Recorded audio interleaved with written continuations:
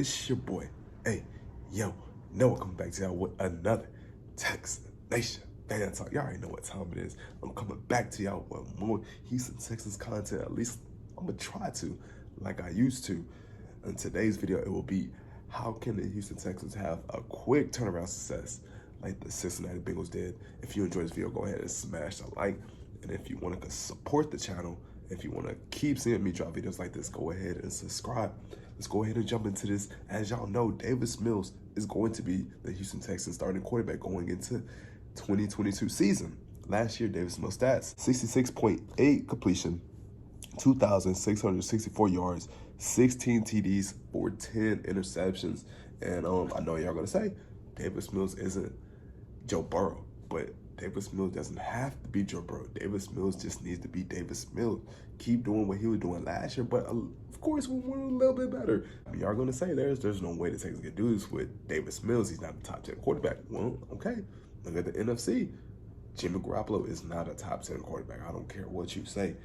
And Brandon Cooks, y'all gonna say Brandon Cooks is not Jamar Chase. How can Texans have a success like the Bengals if they don't have a dog like Jamar Chase? That's not true, because Brandon Cooks was putting up 1,000-yard season, 1,000-yard season, 1,000-yard season. If it wasn't for, was that the 2018 season, he would have had another 1K season. And the 2020 season and the 2021 season, Brandon Cooks had back-to-back 1K yard seasons. So don't sleep on Brandon Cooks.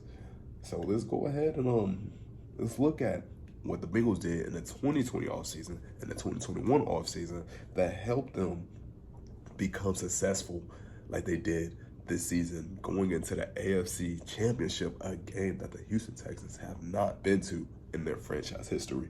Now, for the Bengals 2020 key drafted players, you have Joe Burrow, who was their first overall pick.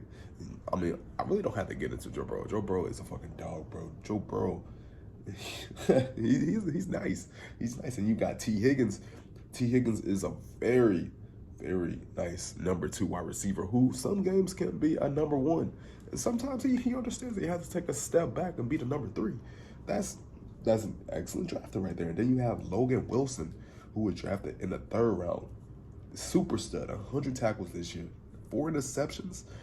Come on now, Texans are looking for that type of production from a linebacker. But if we're being honest, the Bengals only hit on 3 out of their 7 draft picks. That's something that the Houston Texans cannot afford to let happen in this draft coming up. Now, the Bengals 2020 free agency signings that were key additions to this team, they had $70 million in cap space. They spent a good amount of that money on DJ Reader, his first year there, he did get injured, but this year, DJ Reader showed us the DJ Reader we remember when he was in Houston. They also got Von Bell, who was a very nice safety. And I mean, they had just a lot of 1-year deals, but those are 2 of the biggest free agency signings that they had in the 2020 offseason. Now, let's look at the 2021 key drafted players that the Bengals brought in. They got Jamar Chase, who, come on now, he's rookie of the year. The dude has been a straight baller, offensive rookie of the year and rookie of the year. Then you have Evan McPherson is their kicker. This year he has been a very solid game winner for that team and has been making a lot of extra points and field goals for that team. And he even had a winner versus the Tennessee Titans in their playoff game. So that's a big win for them. And you got Jackson Cameron, who they kind of move him all around the line, but for what it's worth, he has been a very solid offensive lineman. You can say he's somewhat like a Titus Howard, but the thing with Titus Howard, we mainly had him at that right tackle position. This year was the only time we started moving him all across the line, from left tackle to left guard to center to right guard to right tackle. Titus Howard was doing all that work this year. And I mean, if we're being honest, man, besides Jackson Cameron, the Bengals really haven't had much success drafting offensive linemen. They're really not the best at doing that. Unlike the Texans, the Texans, not really the best at drafting offensive linemen also. I mean, our best offensive lineman is who I just named, Titus Howard. who we drafted, 2 years ago, 3 years ago. So yeah. And now the Bengals 2021 key free agents that they signed. You got Mike Hilson. You got Trey Hendrickson, who 16 sacks this year. That's what we need from a free agent that we bring in. Or Jonathan Grenard, or Kayvon Thibodeau.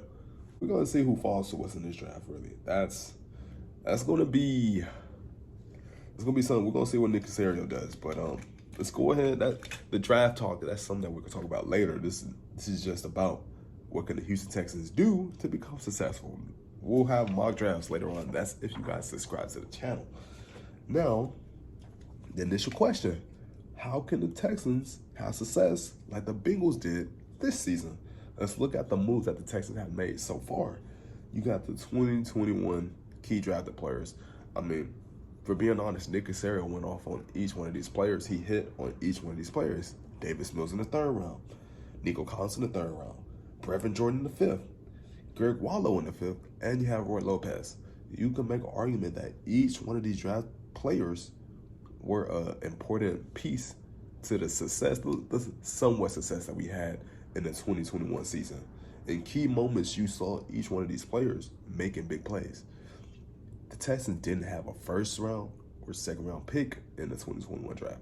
Nick Caserio is about to go off because it's looking more and more likely that the Texans are going to get a bundle for that Deshaun Watson trade. And on top of that, there has been talks about the Texans trading Larry Tunsil, so that could be an extra 1st round pick for the Texans. Now, the 2021 key free agents that the Texans brought in. They got Justin Britt, who was a solid center whenever he was healthy. We gotta hope he comes back next year with more health under his belt. But he did take a good couple of years off, so it's there. Christian Kirksey, he was a solid linebacker for the Texans, but I don't know if the Texans bring Christian Kirksey back. I wouldn't mind it, but I do see them parting ways with him. You have Mark Ingram, who for the first half of the season he was working that shit. He was working that shit. I kind of miss Mark Ingram. Mark Ingram and Rex Burkhead were our 2 best running backs this year. Philip Lindsay, I had the most faith in Philip Lindsay. He let me down the most. You got Desmond King.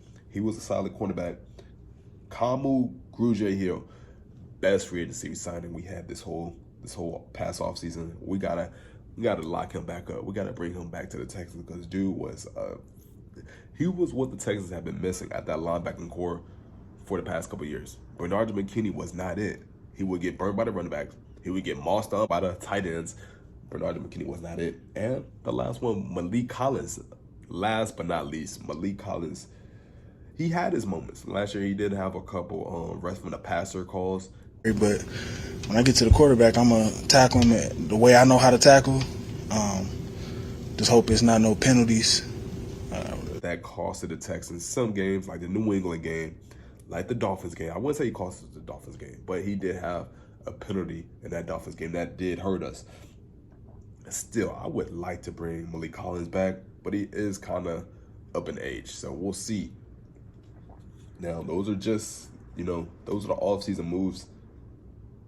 This is what the Texans have to do going forward, in my opinion. Let me know what you think the Texans should do going forward in the comments.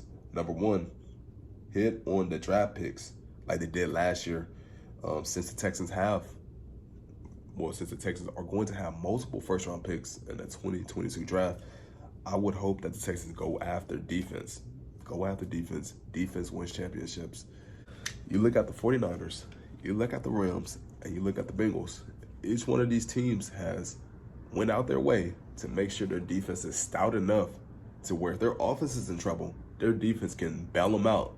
And that's what the Texans need, man, because for the past couple of years, I'm going to say it, Deshaun Watson, we let Deshaun Watson down because our defense couldn't really do its job. Either the Texans bring in a defensive coordinator or they go crazy on defense in the draft and free agency. Now, the second thing that Texans have to do, they have to bring back those guys who are on the 1-year deals who contributed a lot to this team. Maybe a Desmond King, maybe a Christian Kirksey, a Kamu Grugier here, and Justin. We got some 1-year deal guys who showed their worth last year, and I wouldn't mind bringing them back. Let's hope Nick Casario brings back those vets that contributed a lot to this team. And for the third thing that I feel the Texans should do, are going to have to do to make sure this team, is successful, it's going to have to be building around Davis Mills. Like I said earlier, build around the defense, build that defense up. But Davis Mills is going to need an improved offensive line. He's going to need some improved weapons from wide receiver to running back. And he's going to need an offensive coordinator that's not going to hold him back. This team runs through the quarterback and it runs through the defense. That's what the Texans are known for. Not really having a good quarterback and not really having a good defense. We had a good defense at one point, but we got to get back to that. We're not there yet, and I don't think it's going to take that long to get there. A lot of people are saying it's going to take 2 years, but with the capital we have in free agency and in the draft picks, Texans can look like a very dangerous team next year. But I'll get more into that as the offseason, keeps going. But this is my first video back. Pretty much, I've recorded that highlight video for you guys, but this one is for you guys. I'm gonna try to drop another video this week. Not just one, I'm gonna try to drop 2 videos this week and a highlight video. I'm gonna try to go in. But it's your boy, A.M. Noah, signing off. Peace. Go Texans.